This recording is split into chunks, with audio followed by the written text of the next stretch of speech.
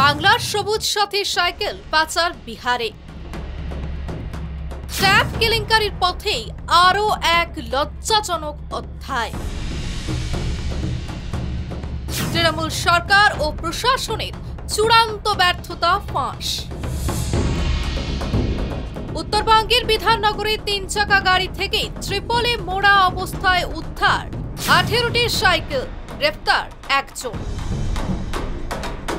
Police সূত্রে জানা গিয়েছে, এই ঘটনায় ধৃত ব্যক্তি আগেও বহুবার সাইকেল পাচার করেছে, অথচ প্রশাসন ছিল ঘুমিয়ে। এটা কি নিছক গাফিলতি নাকি পরিকল্পিত মদত? সাইকেল তো স্কুলেরই, মানে স্কুল থেকে লোড করি নাই আমি। ওই ঠাকুরগঞ্জের মোড়ে আছে না, ওইখানে।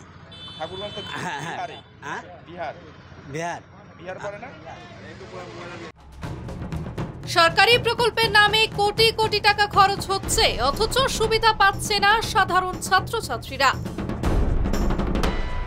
স্কুল কর্তৃপক্ষের দায়িত্বে গাফিলতি, প্রশাসনের নজরদারির অভাব, রাজনৈতিক সদিচ্ছার অভাবেই এই চিত্র তুলে ধরছে।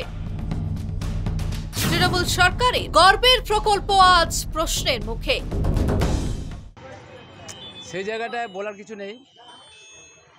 আজকে তো এগুলো আমাদের বাচ্চাগুলো পাওয়ার কথা, এখন কিভাবে এটা বিহারে যাচ্ছে সেটা তো আমি সঠিক বলতে পারবো না। বাচ্চা কি স্কুল থেকে কিভাবে সাইকেলটা রিলিজ হলো, কেন বেআইনিভাবে অন্য জায়গায় গেল, কি আদৌ ওই বাচ্চাগুলো স্কুলে নাই, ড্রপ আউট হয়েছে নাকি পড়ছে, না যারা রানিং পড়ছে তাদের সাইকেল।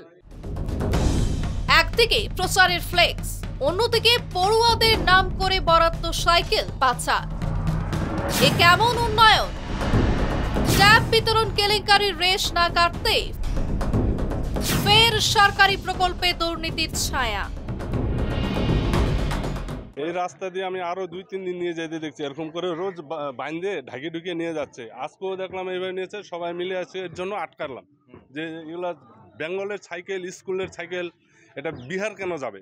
বিহার ওনাকে বললাম যে নিয়ে যাচ্ছে, ওরা বলে যে আমি চোপড়া থেকে আনছি।